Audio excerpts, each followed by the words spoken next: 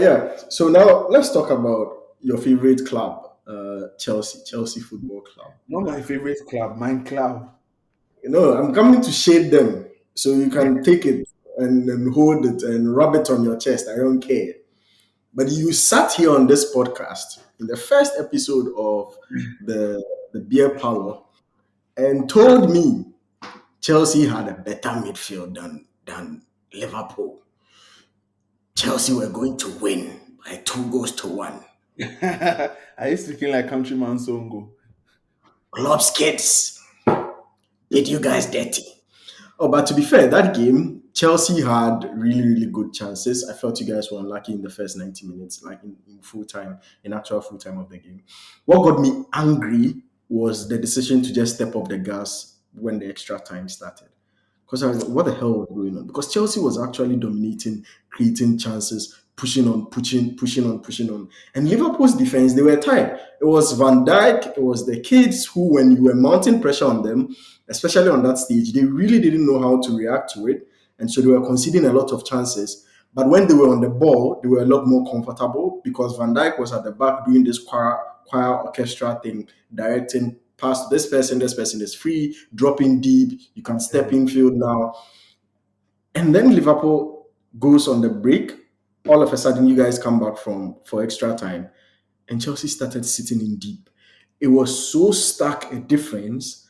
I was unsure what to call you guys. And so when Gary Neville said you guys are billion-dollar bottle jobs, it was like facts. Because there's no way, there's no other description of that 30 minutes extra time performance from Chelsea.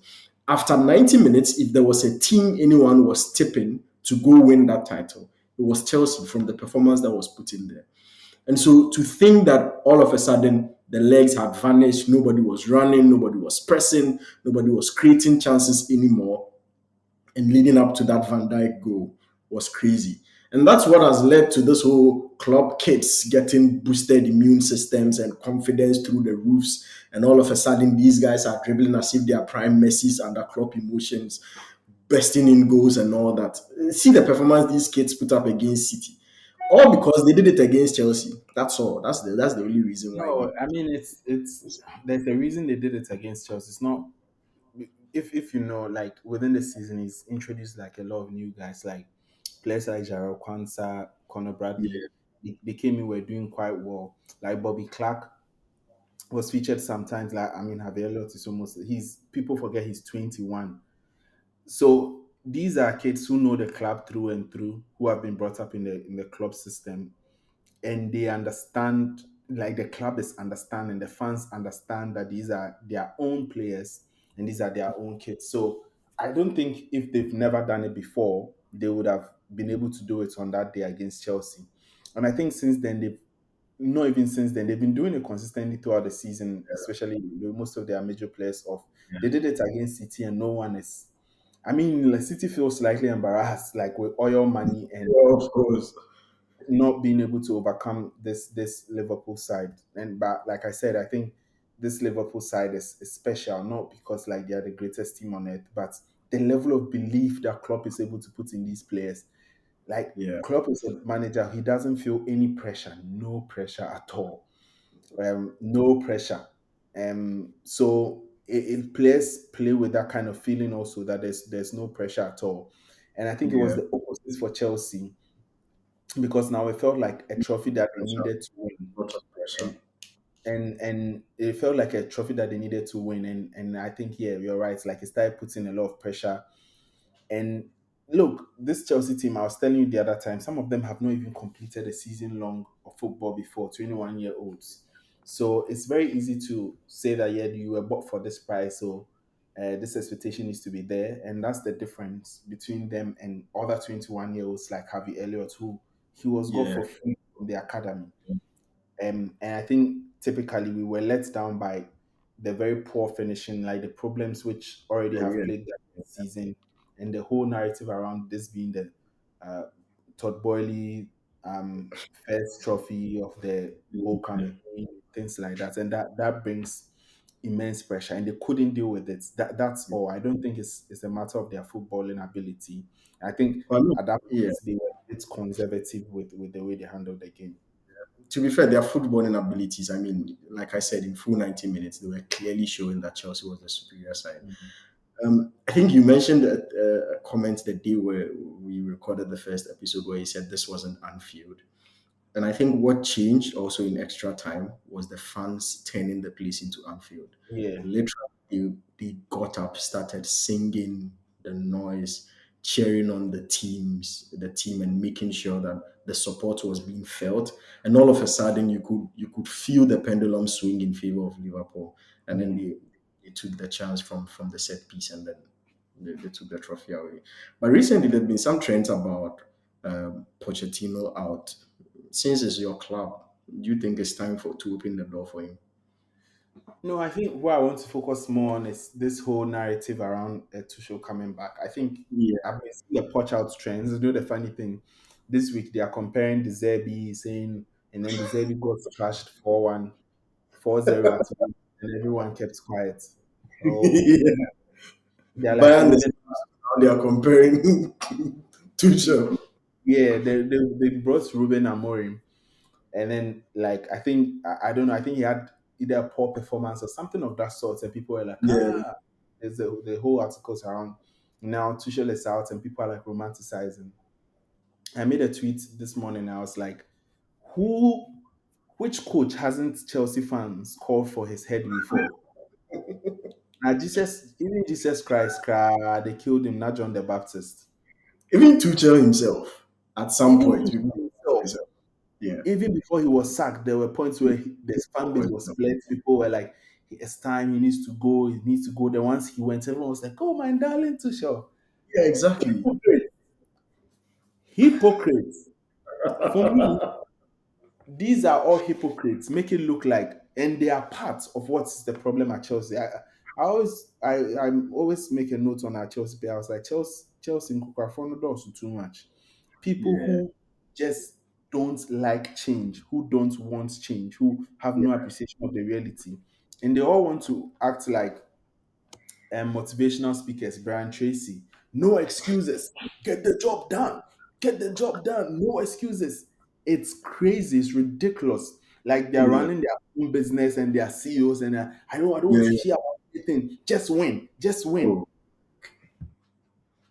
It's crazy for it doesn't make any sense. I think Poch makes a lot of excuses, but the excuses are valid. Like you can't look at it and tell me it's not true. And I agree that there are some managers, if you put them in this situation, they can make better of it. yeah. But how many of them are there? They are not Oh, available. If you you think know if what I Klopp was was thinking? available and you wanted to coach Chelsea, I will not say that get him in. So you can't say Yeah. Poch out or get him out. Who do we bring in? That's not my job to think about. It has always not been your job, and we are here. You So don't know, don't tell me what those I things. was thinking, that the same thing we're saying about Ole's flaw in thinking that he could transform a team's style of play in just a preseason experience. It's similar to people's lack of patience, and I think managers and clubs who are able to grind out fan displeasure are the ones that eventually build generational teams. And the classic template for this is Arsenal. How many? Because the first season Arsenal was poor when Arteta went there. The second season they missed out on top four very, very narrowly, and it was so painful for them. And then all of a sudden they are flying on top of the table.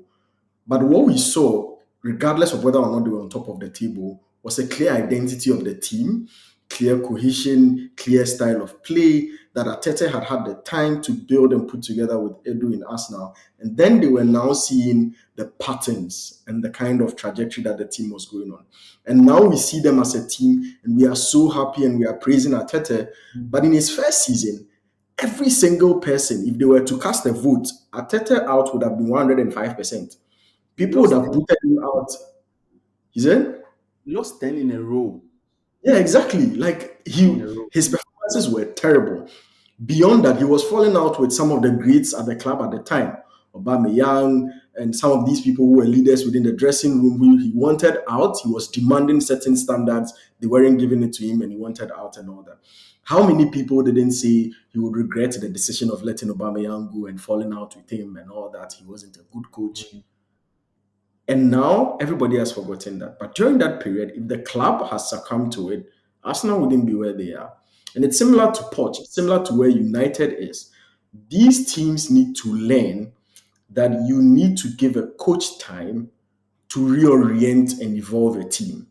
And I that think evolution comes with experiences like you say. the problem is who do you give the time to? Because it's very easy to say give it time, but time alone doesn't solve it. So I think the Yeah, most important thing is to start looking at the underlying factors. Me, I was Potter out, and I will proudly sit on business and sack Potter because one, there were a lot of things which were off about. I think one was off the back of the Tuchel thing, yeah, and yeah, that's no objective, so I'll let it go. But our underlying figures was constantly showing that even when we were winning, we were overperforming, and the team was yeah, in terrible shape, and he just had no grip on the issues. And with a lack of track record behind him, it made it very, very difficult. So me, it's not like Poch is my most favorite manager. Like Poch is a manager that we used to like ridicule, Butler, things like that. But he's also a coach that builds teams. He built yeah, Southampton. He built Tottenham. We need to be built before we can win titles. We can go off the bat, buy players, and then win titles again. But clearly, that's not the model that these guys want to follow. So he's a coach that builds me. The way I see it, Coach might not even win anything in 3 seasons, but I think in 3 seasons he will get the team very, very ready. And before yeah, you realize, there is an elite manager out there who yeah, probably just take hold of this team, just like with because people forget that before Tuchel came in, we had a transfer ban. Like Mauricio yeah, Sarri yeah. has go as playing some kind of football, some players like Jorginho, stuff like that in go a transfer ban. Lampard Lampard believed in came in. brought them in. So now there was a mix of this experience and then youth who are just coming and then That's when pound to pick them. Yeah. pick them up. And so there needs to be a process. We Even can't City didn't just all of a sudden pick up from Pep. do City was having some good Manchester. season. Yeah, Mancini, good seasons there, building the squad gradually, and then Pep comes to pick them up and then starts to do wonders with Yes. them. So me, I think even Poch is the kind of coach who will get you to finals, win you 1 or 2 trophies. There's no way Poch finishes 3 years, his 3 year contract or his 2 year contract, and then like he doesn't win a Yeah, trophy. It's not keeping in possible. routine. So I think we need to be patient. Just speaking on the Tuchel thing, because I think maybe there'll be a time where we go into some of these options. It's very, Yeah, very easy to romanticize these things coming back, but we need to remember the reasons why Tuchel was sacked. He was not willing to be a project manager. He was yeah, not willing to jump on board just having youth, right? And yeah, we need to remember that when he came in and he won as the Champions League, we had an interview where he spoke, and one of the things that he said was that we asked how was he able to settle in so quickly. He said, "No, when I came in, there was a lot of experience within the squad, and Lampard was letting them sit down, saying the youth." yeah, Show sacked all the young players to go and sit down. People forget this. Brought back yeah, Aspi the lineup, brought Thiago Silva back into the lineup, brought Jorginho back into the lineup because Jorginho was on his way out, brought yeah, Rudiger back into the lineup, yeah, all yeah, these old players who were out. And he says they are the experienced people, they can take instructions and they can run with it. You don't need to talk plenty to them. He yeah. likes ability. Like, He's the Brian, elite players coach. yes, Brian, when he went there, brought Muller back into the lineup. Matisse Tell, who is like one of the most brilliant, exciting talents. The guy is good. Is consistently on the bench. Nabry is on the bench. Like Yeah, Coleman, always in the hospital, so that's fine. But he relies a lot on an experience. When he comes in, he will not use half of the squad for anything. He will that's true. demand new strikers, everything, and that changes the entire structure, especially after spending £1 billion.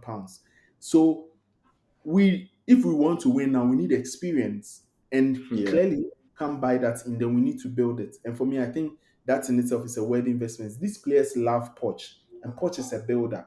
So for me, we trust him. Yeah, we don't win a few seasons. And people are affected more by trolling on social media. Yeah, Me, I'm kind of like I go on pages, people want to troll, and sometimes I engage in the banter. But I realize that it doesn't make any sense to be doing these things when you know that your team is on a good trajectory. And we might actually be the ones who need to go out because we are tanking this team. When we go out, then we are booing at the players. Their yeah, confidence begins to drop. They begin to lose sight of the fact that like they are there for the long term and the demands yeah, on them begin to raise and they start making mistakes and then they cannot take the coach's instructions. We need to back the coach, give him a chance. And when we back him and he still doesn't do the job at the end of the season, we can start doing our assessment. But we are in no position to negotiate because Luis Enrique was offered the job and he refused. Nagelsmann went into negotiations and he refused. There's a backed reason. out. Yeah, Yes, there are no options in the market right now for Chelsea to go cherry picking. Because you say yeah. this is a project you are doing, then you sack two managers. Who would want to come back and sit behind this job? Because they know Set that the project back. Most likely, you'd have to restart with a new manager yes. and do So there are ideas. times where you just suck it up. Like Arsenal fans, they were making noise all over the place, but there's a point they just suck it up and they were like, look, if this result is not going to make them sack out Ateta, I don't know. I'm just going to support them. I'm just going to follow Saka or someone like Yeah, that did. And today it's paying out for them. We need to yeah. come on. Everybody is on board now. It's only the fans who are not yet coming on board. We need to do better.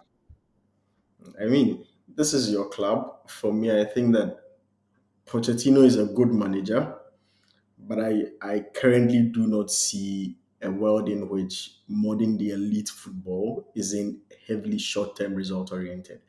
And usually you'd always say there are some things that would give you a breathing space. We talk about Arteta all the time, but I think he won a trophy in his first season or so, which gave him the fans something to cheer about, rally around, and make some noise about. And Poch, if he had won this final against Liverpool, would have given the fans something to cheer up, and then he would have had a breathing space to work on his project. But now he didn't win. They've made this all noise about club's kids. Gary Neville said they are a bunch of billion-dollar bottle bottle jobs, bottle jobs, and then all of a sudden there's When, pressure back. when United lost woefully against Man Yeah, City, they were toyed with this same Man City that you saw how clubs yeah, was. yeah, yeah, yeah. He was like, oh, it felt like a game City would always win, and it felt like they were not disgraceful. They were disgraceful, and he will not say that. He should leave there. All of these guys are the problem because when they keep on highlighting the Poch hasn't won anything and blah blah blah blah blah blah, Yeah, because people forget how much the media also controls opinions and sways yeah, opinions. I a think lot. has not done itself a world of good. There was a time I saw an article out there and fans were being enraged with it. And I actually went to go and listen to the interview, and it really wasn't what Poch was saying. Like he was saying something really different, and his words were twisted because there's already a notion out there, and they continue to feed it, and they continue to feed it. Yeah, Someone says he should now stop giving interviews. Like, what was he supposed to say with the press conferences? Come there, they ask him the same questions. the Oh, how same much things over injuries? and over and over again. And then you say, yes, injuries have. What is he supposed to say? Oh, the injuries haven't played that season. We have half of the squad out there in the hospital, but no, it hasn't affected me at all. And he keeps on saying that, look, yes, injuries obviously have affected, but we need to find a way and move forward. We cannot let that be an excuse. But no one remembers that part. And we are Yeah, being engineered and we are just like following. And now, even if you go out there and even this interview, if people listen, they'll come for me because you support coaching. The people are finally, good. yeah, finally.